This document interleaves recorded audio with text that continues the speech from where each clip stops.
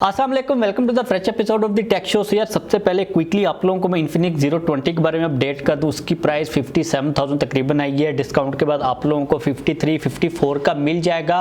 अब देखो यार, उस स्मार्टफोन के अंदर मेन हाईलाइटिंग एक ही फीचर है जो कि है उसका फ्रंट के ऊपर कैमरा। और इन्फिनिक्स की जो कैमरा गेम है ना, वो काफ़ी देर से स्ट्रगल कर रही है। उस स्मार्टफोन के मैंने कुछ रिव्यूज़ देखे हैं जिन्होंने अनबॉक्सिंग की है। कैमरे के अंदर भाई काफ़ी मसले हैं, वर्थ इट नहीं है कि आप उस स्मार्टफोन को सिर्फ कैमरा के लिए बाय करो।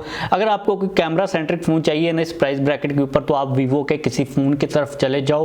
वीवो की कैमरा गेम इस प्राइस सेगमेंट के अंदर स्पेशली तौर पर फ्रंट वाले कैमरे को लेके काफ़ी ज़्यादा सुपीरियर है। इसके अलावा अगर आप लोगों को बैक वाला कैमरा अच्छा चाहिए तो आप किसी और यूज्ड फ्लैगशिप फोन की तरफ चले जाओ। Infinix 020 is not the solution. Infinix की जो कैमरा गेम है ना, वो नॉर्मल स्मार्टफोन कंपनी से भी कुछ स्टेप्स पीछे है। एक्सपोजर के काफ़ी ज़्यादा इशूज़ हैं, डायनामिक रेंज काफ़ी ज़्यादा स्ट्रगल करती है।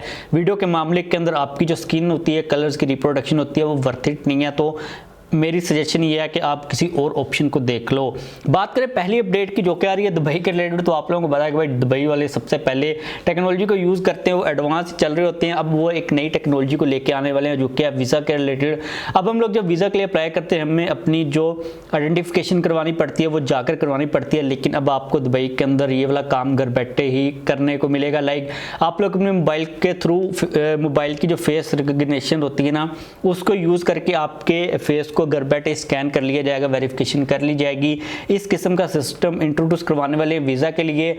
अब इसके लिए एक मेरे माइंड के लिए ये चीज़ आ रही थी कि आपके पास कौन सा फ़ोन होना चाहिए, क्योंकि सबसे बेस्ट जो ऑफिशियल आईडी है ना, वो एप्पल की आईफोन के अंदर ये में मिलती है। उन्होंने डेडिकेटेड पूरे सेंसर्स लगाए हुए हैं और आईफोन से सबसे ज़्यादा कॉमन है। तो इसके लिए मुझे लगता है कि वो शर्त ये रखेंगे कि आपके पास ये वाला आईफोन होना चाहिए, ये मॉडल होना चाहिए। जाहिर सी बात है कि हर फ़ोन जो है उतनी ज़्यादा क्लैरिटी के साथ या फिर प्रॉपरली किसी भी फेस को स्कैन नहीं करता। तो लेट्स सी कि ये सिस्टम एक्चुअल में किस तरह काम करता है। इसके बाद जो नेक्स्ट अपडेट है, ये थोड़ी सी एक सैड टाइप की अपडेट है ऊबर पाकिस्तान के रिलेटेड। तो उन्होंने पाकिस्तान के 5 बड़े मेजर सिटीज़ के अंदर अपनी जो सर्विसेज है ना वो बंद कर दी हुई हैं, जिसके अंदर कराची, इस्लामाबाद, पेशावर, मुल्तान एंड फैसलाबाद है। लाहौर के अंदर अभी उनकी सर्विस चल रही है। मैंने वैसे यूज़ तो नहीं की, लेकिन अभी चल रही है, उन्होंने बंद नहीं की। इसकी रीज़न कोई ख़ास ज़्यादा समझ नहीं आई, लेकिन आपको टेंशन लेने की ज़रूरत नहीं है, क्योंकि जो करीम है ना, इन्होंने ही बाई कर ली हुई थी। और ये चीज़ मुझे लगता है कि अच्छी हुई है थोड़ी सी ना। पहले करीम और ऊबर का आपस में जो कंपटीशन था उन्होंने ख़त्म कर दिया हुआ था और जो रेट्स थे वो काफ़ी ज़्यादा बढ़ रहे थे। अब मुझे पर्सनली तौर पर ये लग रहा है कि ये जो दूसरी कुछ कंपनीज आई ना, इन ड्राइवर या फिर बाइकिया वगैरह, इन्होंने थोड़ा सा बिजनेस ख़राब किया है।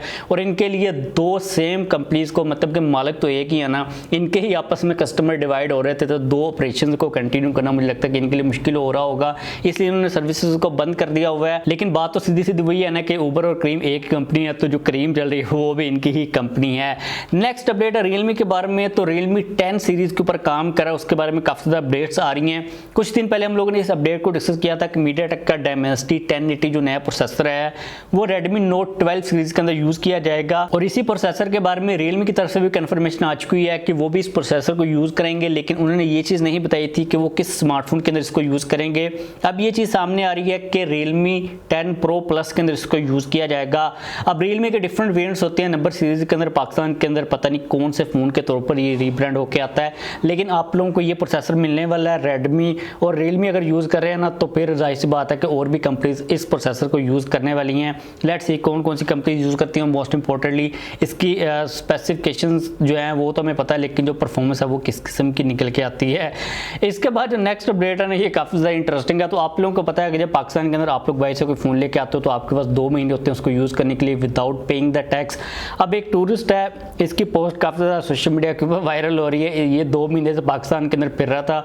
इसके 2 महीने जैसे ही पूरे हुए, पीटे वाले भाई इसका जो फ़ोन था ना, सिम सर्विस ही बंद कर दिया। अब ये रोता फिर रहा है, कहता फिर रहा है कि भाई मेरा कुछ करो। तो भाई सीधी सी बात ये है कि अगर आप कंट्री के अंदर आ रहे हो ना, आप रह रहे हो, तो आपको टैक्स पे करना पड़ेगा। मतलब कि इतना वो खास आपके लिए टैक्स नहीं है। आप सही से बात है डॉलर से लेके आ रहे हो तो ये आपको पे करना पड़ेगा। इस तरह सोशल मीडिया के ऊपर आकर कहना, चाहे हम तो चाहे मतलब जितना मर्जी जलील करें सिस्टम को, आप नहीं कर सकते। भाई सीधी बात है, टैक्स पे करो, नहीं तो वापस छुट्टी करो, निकलो, वापस जाओ। लेकिन यार काफ़ी अनफॉर्चुनेट सिचुएशन वो कह रहा है। मेरा iPhone 13 है, उसके बाद पता नहीं वो 90,000 के करीब उसका टैक्स आ रहा है। तो भाई आप फिर कोई और फ़ोन ले लो ना, एंड्रॉयड वाला। आप ज़रा आईफोन से थोड़ा सा बाहर निकलो और जब आप वापस जाओगे तो उसको बेच जाना। और ये लाइट को पता नहीं कब बीमारी पड़ी है। यार 3 घंटों के बाद तकरीबन लाइट आई है। मैं सोने लगा था लेकिन लाइट आ गई। मैं 8:30 बजे वीडियो को रिकॉर्ड कर रहा था और अभी 11:30 हो चुके हुए हैं, विच मीन्स कि ये वाली वीडियो आज तो बिल्कुल नहीं आएगी, ये अब कल ही आएगी। कल मतलब कि आज 13 ना 14 को आएगी। उसके लिए माजरत अगर आप लोग वेट कर रहे थे और मुझे पता नहीं मैं कहाँ पे था। हम लोग टूरिस्ट के ऊपर थे तो भाई टैक्स तो देना पड़ेगा, इसके अंदर किसी किस्म की कोई भी छूट नहीं है।